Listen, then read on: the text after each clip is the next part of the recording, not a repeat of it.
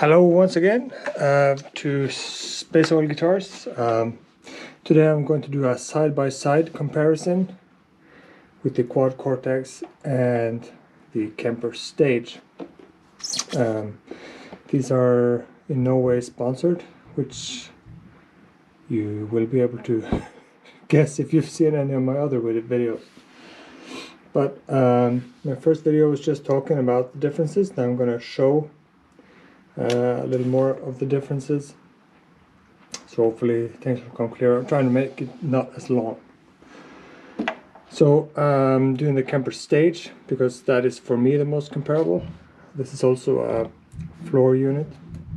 If you can hear drumming in the background, that's just the other rehearsal spaces being used.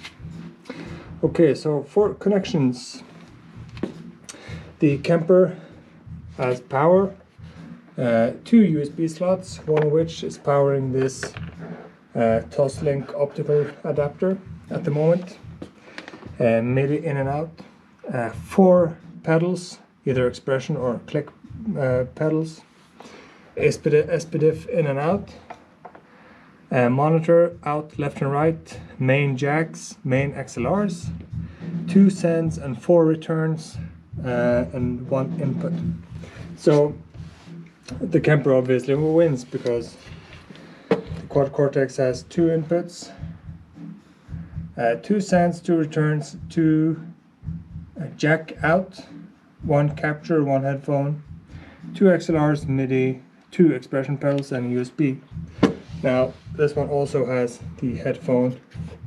That's a small jack, not 1/4 inch, it's 1/8. So that's connections. Let's go, never mind the preset names. The buttons obviously up down. You have those here up down. The layout's a bit different. You have the ability to have 5 rigs or 5 presets or 5 performances depending on which mode you're in. Browser or performance. If you're in perform mode, you'll have, that'll be the comparable to the scene mode on the Quad. Quad has 4 or 8 depending on which scene. The Kemper also has a stomp function with the performance mode, so that's sort of an advantage the Kemper has. However, the Quad Cortex has 8, so you'll be able to customize that the way you want. The Kemper has its layout here, starting from the input. You have 4 pre-amp effects, you have amp cab, 4 post-amp effects, and an output. The Quad Cortex, you can arrange those any way you want, as can you with these. The reverb block doesn't need to have a reverb, the delay block doesn't need to have a delay, etc. They're just for guidance more than anything. These, however, have to be effects that are in the effects section. So these buttons are effects only. So that's something that the Quad Cortex, well, it depends on what you want. I like knowing that if I press this, that's overdrive anyway, if I've set it to overdrive. Whereas in this, if I press this button in scene B, it doesn't have to be in overdrive. So they're just different. Input section. Let's go input section. You have noise gates, clean sensibility, distortion sensibility, input source, different page, and then reamp sensibility. The Quad Cortex has, well, I don't have anything in at the moment, but you have in level, impedance, type, ground lift, and level. So they're pretty much the same. Let's go output section. This is where the Kemper has a huge advantage. You have 9 pages. Main out, monitor out, send 1, SPDIF, main volume, monitor volume, main out link, which means you can link this volume to apply to the main outs Here I have it on the monitor out, which means that I can send monitor output to my own monitor, and this will only apply to that, and the headphones. Headphone volume. You have a monitor out EQ and a cab out off, meaning I can send this to a power amp and a cab,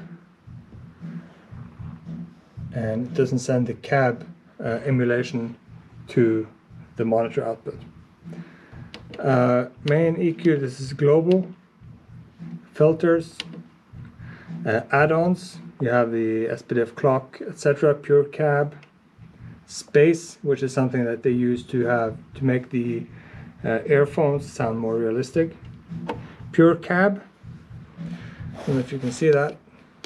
If you're using FR speaker, press the pure cab and it will sound more like a real guitar cabinet. Auxiliary ins, yeah, all of that. Kemper cone, which is a technology proprietary to Kemper. You have bass boost on and off, ground lifts, etc. Now let's see the output section here, which I'm guessing is this. Level out.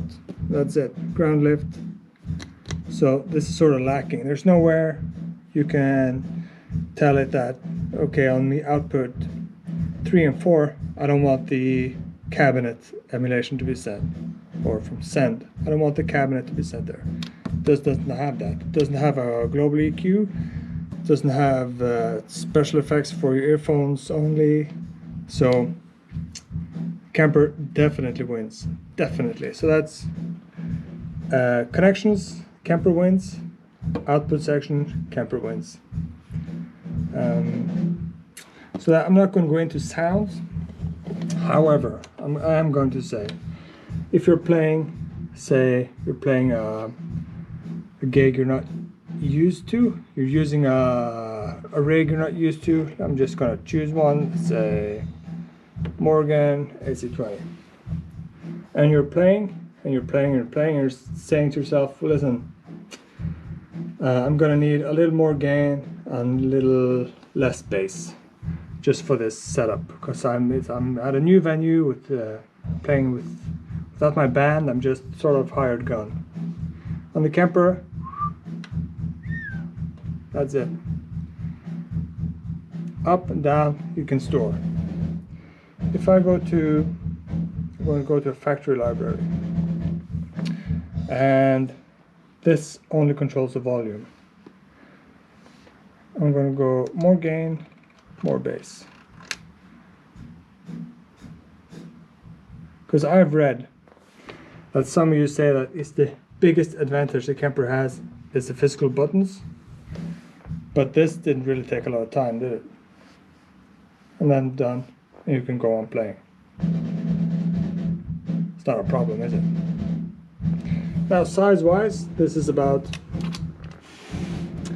I would say, 3/5 of the size of the Kemper.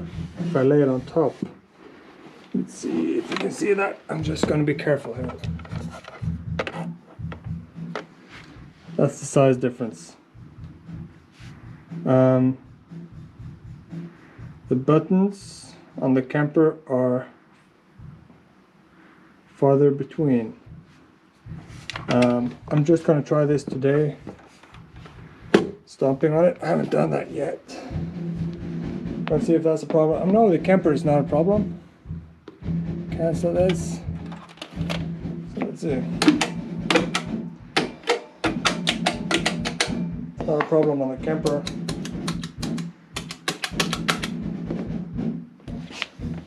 It's not a problem on the Quad Cortex either. And I have pretty big feet. I'm a size 47 European. I don't know what that is in the US. It's not a problem. I think this will do just fine. So that's a little bit about the side-by-side. Also, Kemper has a looper. Kemper has a looper stage. No looper on this. This has a proper built-in power supply. The Quad Cortex doesn't, which I think is sort of cheap. I mean, they could have put that little wall wart inside here and just given us a proper electrical socket, but what are you gonna do? So anyway, thank you for watching. That was a bit about the size comparison. If you have any comments, good or bad, please let me know. If you don't like the video, tell me what you don't like about it, and I'll try to make the next one better, or try to make a new one. Like and subscribe. Thank you very much for watching.